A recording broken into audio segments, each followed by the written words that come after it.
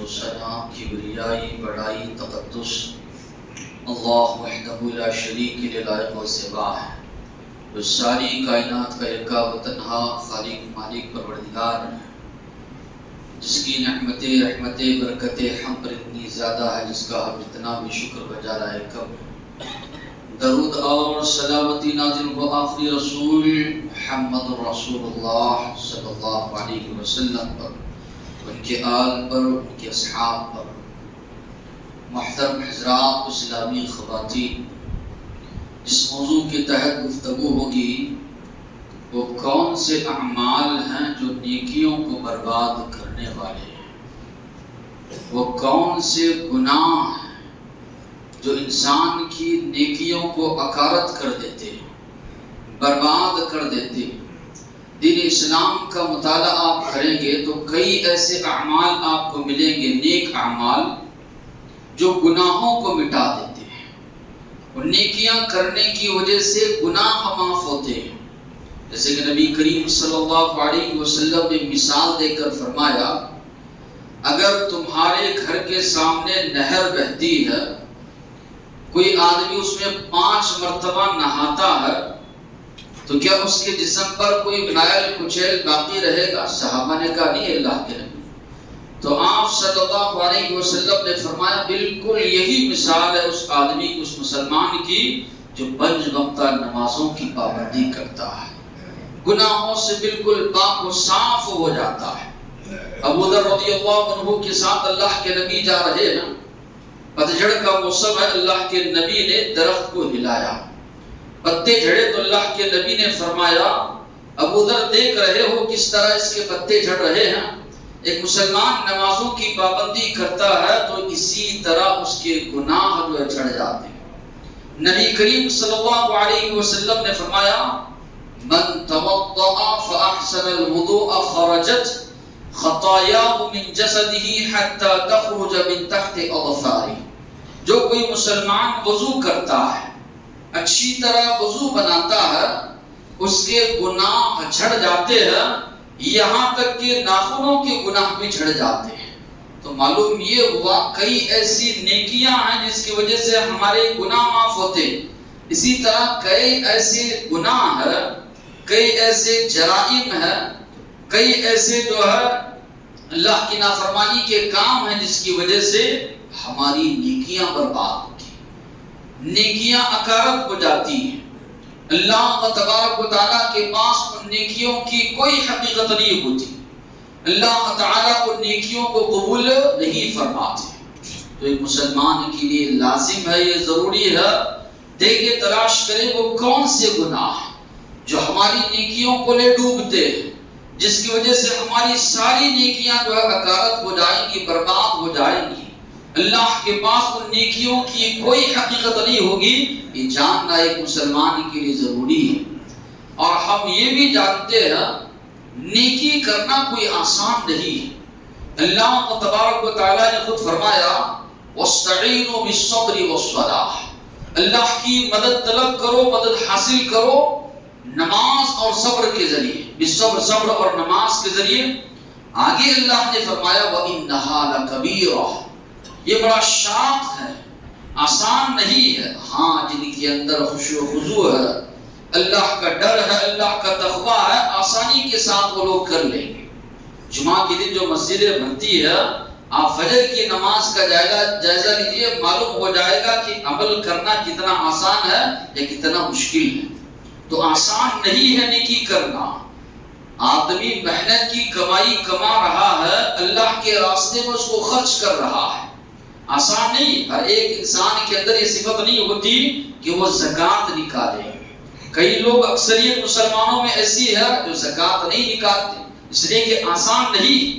تو معلوم یہ ہوا جب اتنا مشکل ہے نیکی کا کام کرنا، بلکہ اللہ کے نبی نے فرمایا آخری دور میں جب برائیاں ہر جگہ پھیل جائیں گی، نیکیاں کرنا، نیکیوں پر قائم رہنا، یا اسی طرح دین اسلام پر قائم رہنا اتنا ہی مشکل انسان کے لیے ہو جائے گا جتنا اگر آگ کا انگارہ کسی کے ہاتھ میں رکھ دیا جائے وہ سنبھال نہیں پائے گا، تو اتنا ہی مشکل پیش آئے گا۔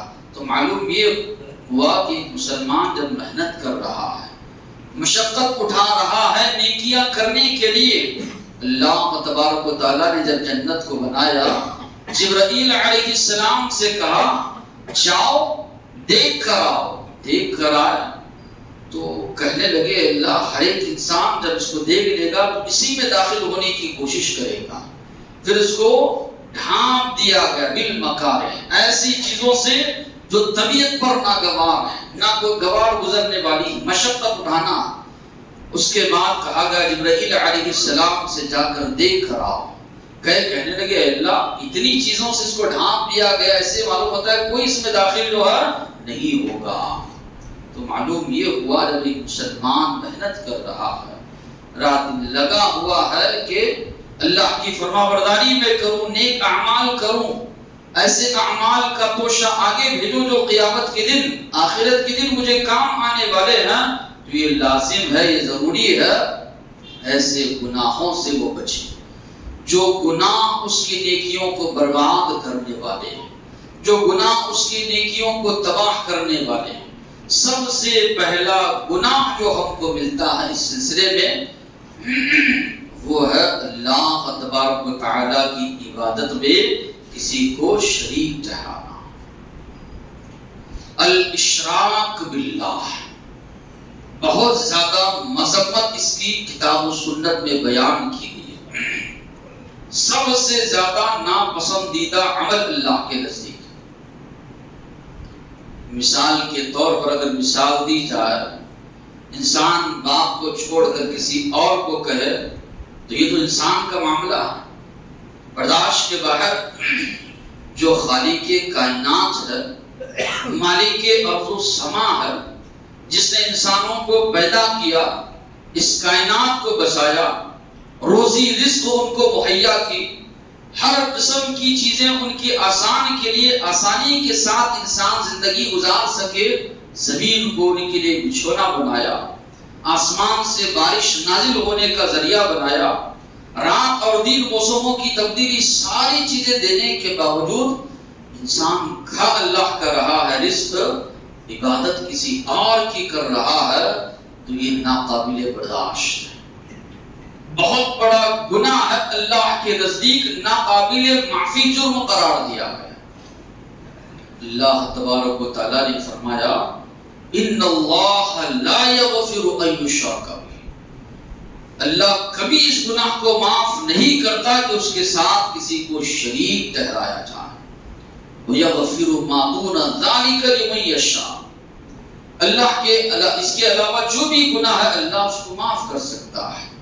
یعنی اگر کوئی شرک کرتا ہوا مر جائے اس دنیا سے، اللہ تعالیٰ فرما رہے ہیں کبھی اللہ اس کو معاف نہیں کرے گا، ہمیشہ ہمیشہ وہ جہنم میں جائے گا.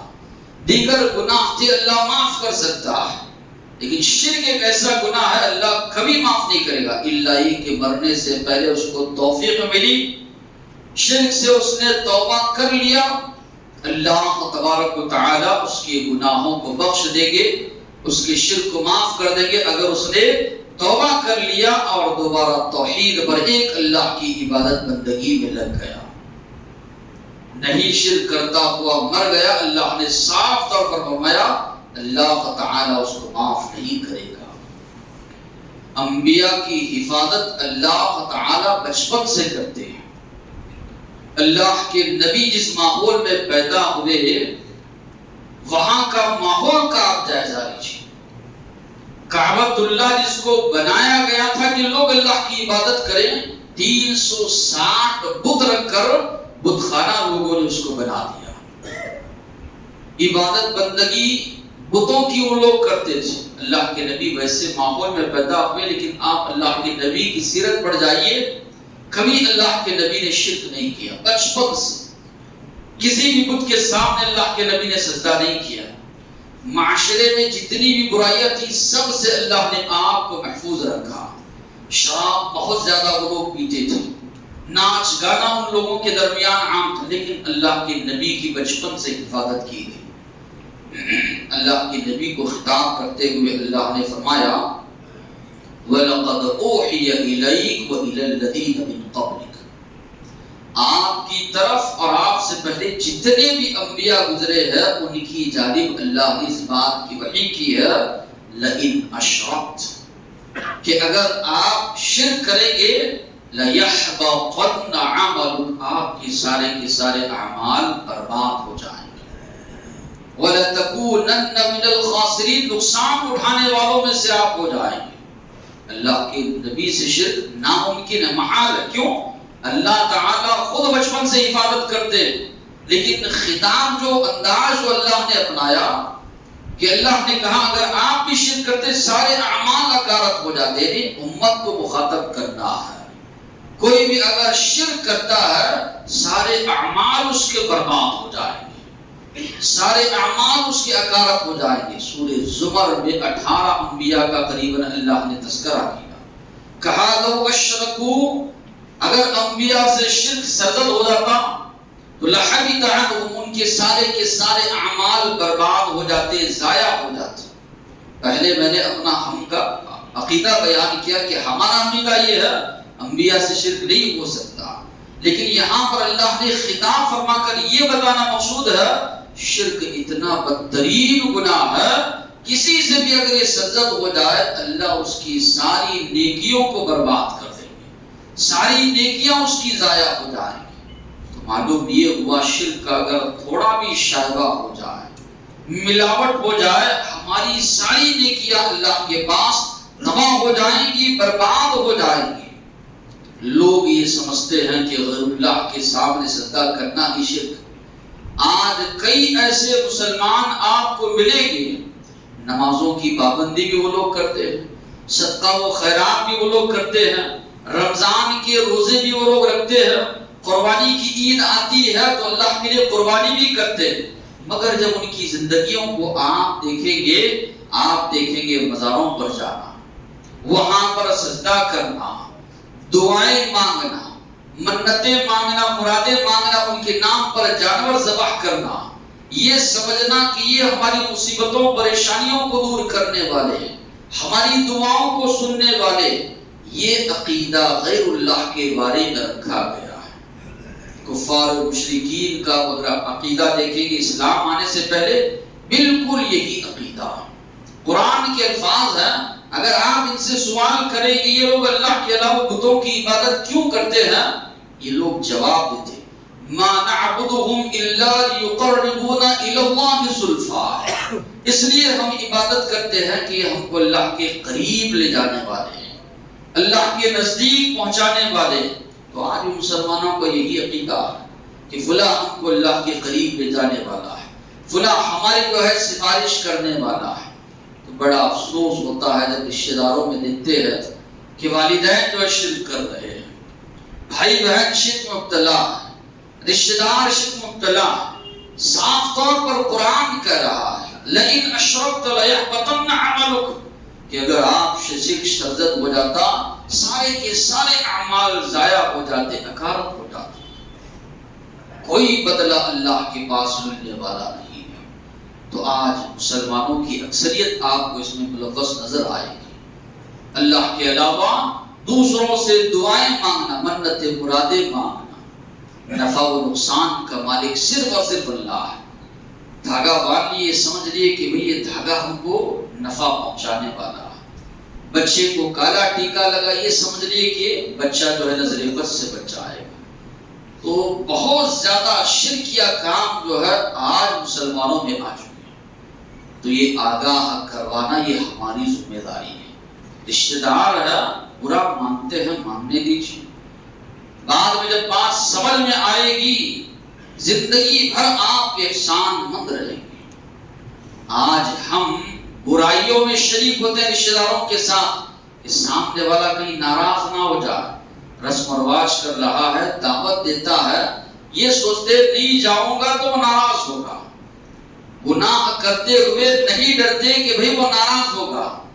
اسی طرح جو ہے توحید کی دعوت دینے میں کیا ڈر، ناراض ہوتا ہے بولے تو، یہ اسی طرح قطع تعلق ہی کرتا ہے کرنے تو، ہماری باتوں کو ناپسند کرتا ہے ناپسند کرنے تو، ایک وقت آئے گا اللہ تعالیٰ یقیناً سمجھ دے گا، سمجھیں گے بات کو، زندگی پر احسان مند رہیں گے کہ ہم کیسے اعمال میں زندگی گزار رہے تھے. تو رشتہ دار جو ہوتے ہیں یہ ضروری ہے کہ ان تک ہم بات کو پہنچائیں، سمجھائیں، ورنہ ساری زندگی جو اعمال کو لے کر جائیں گے سارے کے سارے اعمال کوئی بدلہ ملنے والا نہیں. وَمَا يُؤْمِنُ أَكْثَرُهُمْ بِاللَّهِ إِلَّا وَهُمْ مُشْرِكُونَ. سورہ یوسف کی آیت اللہ نے کہا کئی لوگ ایسے ہیں جو ایمان لانے کا دعویٰ تو کرتے ہیں مگر وہ مشرک ہے. تو حافظ صلاح الدین یوسف رحمہ اللہ جو احسن البیان کی مفسر ہیں، مترجم مفسر ہے، انہوں نے اس آیت کی تفسیر میں لکھا ہے کہ آج کئی مسلمان ایسے جو ایمان لانے کا دعویٰ تو کرتے ہیں مگر سر سے لے کر پیر تک شرک یا اعمال میں ڈوبے ہوئے ہیں. کہاں سے اللہ کے پاس ان کی نیکیاں قبول ہوں گی؟ ساری کی ساری نیکیاں اکارت ہو جائیں گی، برباد ہو جائیں گی. تو شرک ایک اتنا بدترین گناہ ہے جو انسان کی ساری جو ہے نیکیوں کو کھا جاتا ہے. اللہ کے نبی جن کا مقام و مرتبہ اللہ کے بعد سب سے بلند ہے، جب نبی کریم صلی اللہ علیہ وسلم جب مدینہ تشریف لائے بچیاں گیت گا رہی تھی آپ صلی اللہ علیہ وسلم کی تعریف میں.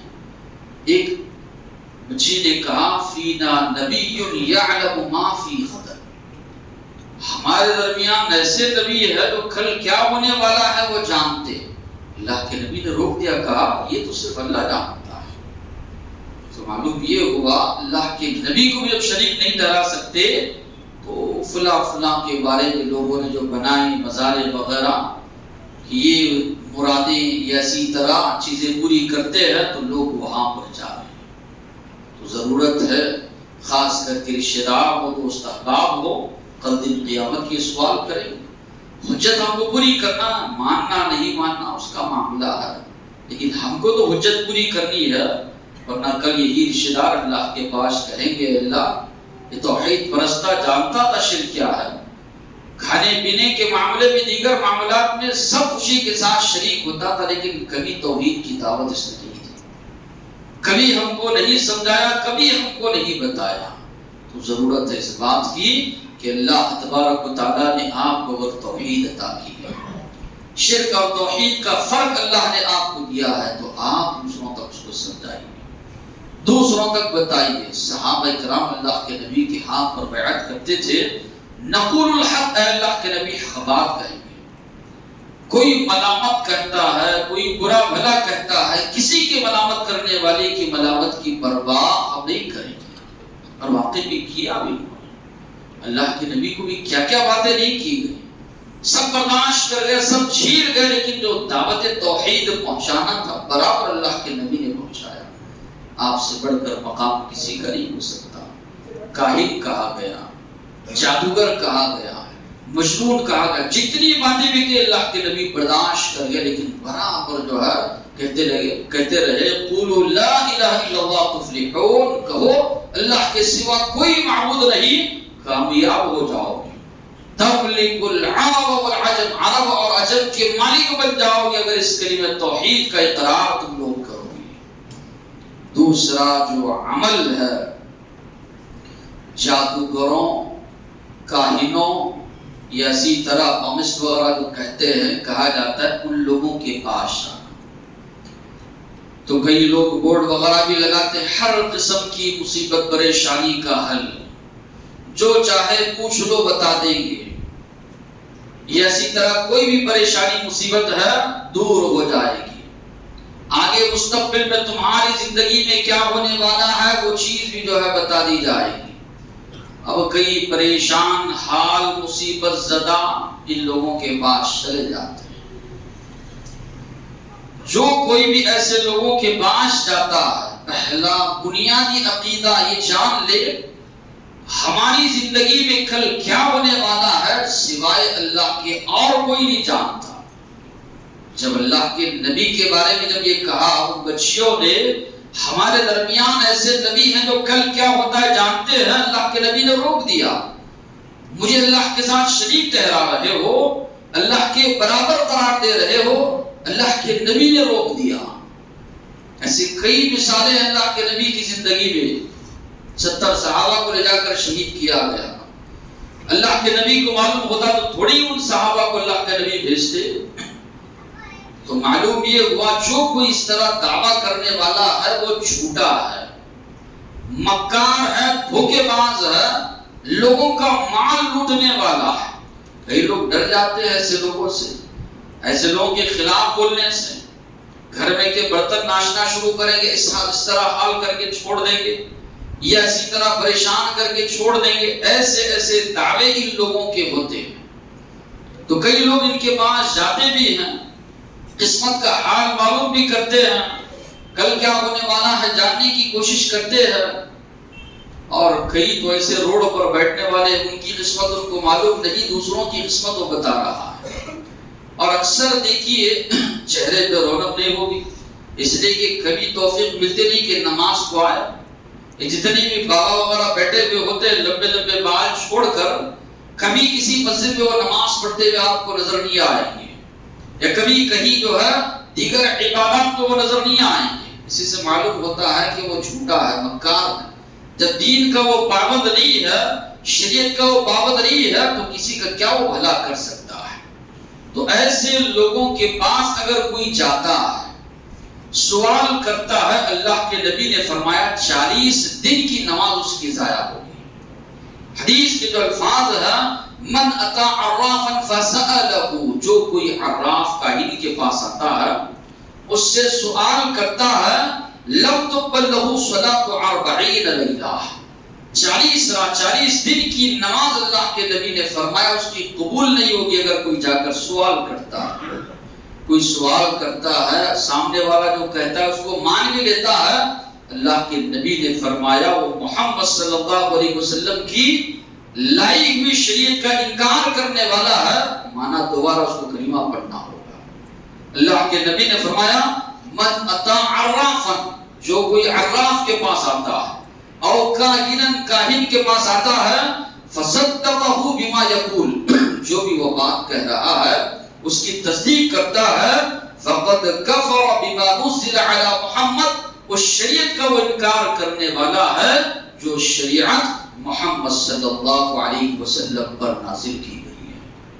تو آج کئی مسلمان جو ہے اپنا دین ایمان غارت کر رہے ہیں. ایسے لوگوں کے پاس جا کر اپنی قسمتیں معلوم کرنے کی کوشش کرتے ہیں. کوئی چیز گم گئی، ان لوگوں کے پاس جا کر سوالات کرتے ہیں.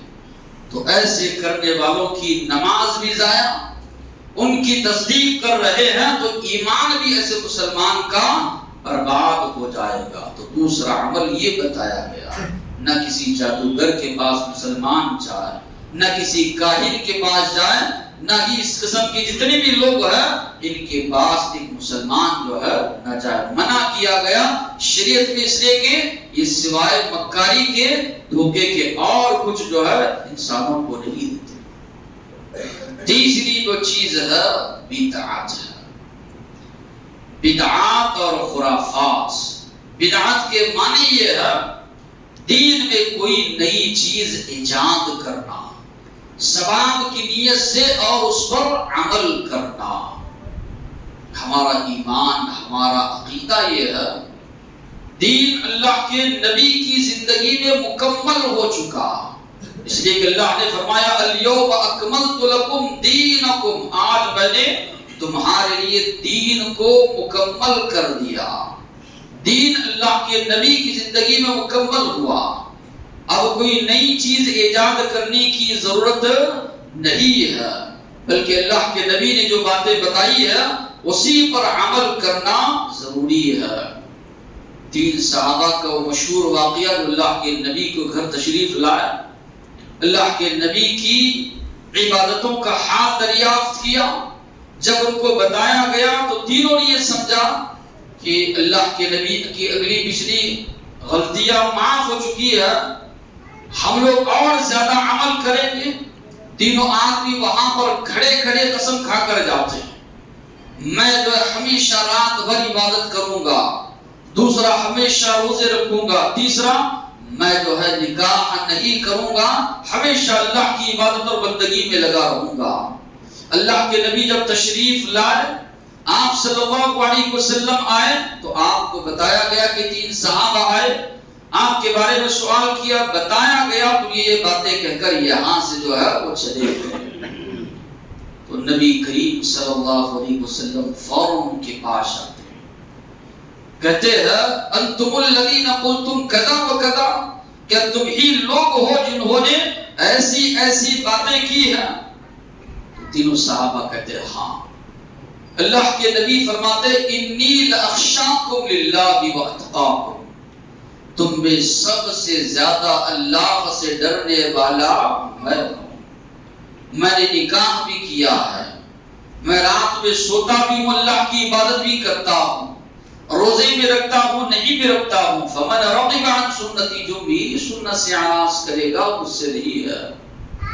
دو باتیں معلوم ہوئی، ایک تو وہ عمل بھی اللہ کے پاس قبول نہیں ہے جو نبی کریم صلی اللہ علیہ وسلم کی شریعت کے مطابق نہ ہو، اور ایسے عمل اللہ کے پاس قبول نہیں ہے جو لوگ اپنی جانب سے ایجاد کریں، اپنی جانب سے لے کر آئیں۔ ایسا عمل بھی اللہ کے پاس قابل قبول نہیں ہے۔ نبی کریم صلی اللہ علیہ وسلم نے فرمایا قیامت کے دن جب نبی کریم صلی اللہ علیہ وسلم آب کوثر، حوض کوثر کا پانی پلا رہے ہوں گے، لوگ جب آ رہے ہوں گے، کئی لوگوں کو فرشتے پیچھے سے گھسیٹ کر ہٹائیں گے۔ نبی کریم صلی اللہ علیہ وسلم فرمائیں گے یہ تو میرے امتی معلوم ہو رہے ہیں، ان کو آنے دیا تھا۔ کہا جائے گا سحقاً، یہ آپ نہیں جانتے کہ آپ کے جانے کے بعد دین کے معاملے میں کیا کیا چیزیں ان لوگوں نے ایجاد کی ہے۔ تو اللہ کے نبی فرمائیں گے سحقاً سحقاً لمن غیر بعدی، ایسے لوگوں کے لیے دوری ہو جنہوں نے میرے بعد دین میں نئی نئی چیزیں لائی، دین کو بدلنے کی جن لوگوں نے کوشش کی، ایسے لوگوں کے لیے دوری ہو۔ زندگی بھر تو یہ عقیدہ لے کر زندگی گزارتے رہے اللہ کے نبی ساقی کوثر ہے، شافی محشر ہے، محشر کے میدان میں سفارش کرنے والے ہیں، حوض کوثر کا پانی پلانے والے ہیں۔ اندازہ لگائیے آپ وہاں سے اگر دھتکار دیں سحقاً سحقاً، ایسے لوگوں کو یہاں سے ہٹا دیا جائے، دوری ہو جنہوں نے میرے دین کے معاملے میں جو ہے تبدیلیاں کی، نئی نئی چیزیں ایجاد کی، اس آدمی کا کیا حال ہوگا اندازہ نہیں لگا سکتے۔ جس کو نبی کریم صلی اللہ علیہ وسلم دھتکار دے، آپ صلی اللہ علیہ وسلم قریب آنے سے روک دے، اندازہ آپ نہیں لگا سکتے اس کا کیا حال ہوگا۔ تو یہ کن کے بارے میں کہا گیا؟ جو لوگ دین کے معاملے میں نئی نئی چیزیں ایجاد کرتے ہیں۔ آج بدعت حسنہ کے نام پر اچھا کام ہی تو کیا ہے، کئی چیزیں مسلمانوں نے جو ایجاد کی، بلکہ بعض علماء نے تو یہاں تک لکھا ہے ہندوؤں کے اندر جتنی چیزیں رسم و رواج ہے پیدائش میں، یا اسی طرح شادی بیاہ کے معاملے میں، یا وفات کے بعد، وہ ساری کی ساری چیزیں مسلمانوں کے اندر بھی آ گئی ہیں۔ مسلمان بھی آج پیدائش کے موقع پر جو ہے کئی اعمال کرتے جس کا شریعت سے کوئی تعلق نہیں، یا برتھ ڈے منانا، یا اسی طرح 10واں 20واں 40واں، اسی طرح برسی بھرنے کے بعد، سال ہونے کے بعد، یا شادی بیاہ کے موقع پر جتنے بھی رسم و رواج آپ کو نظر آ رہے ہیں، دین اسلام کا دور تک بھی اس کا تعلق نہیں ہے۔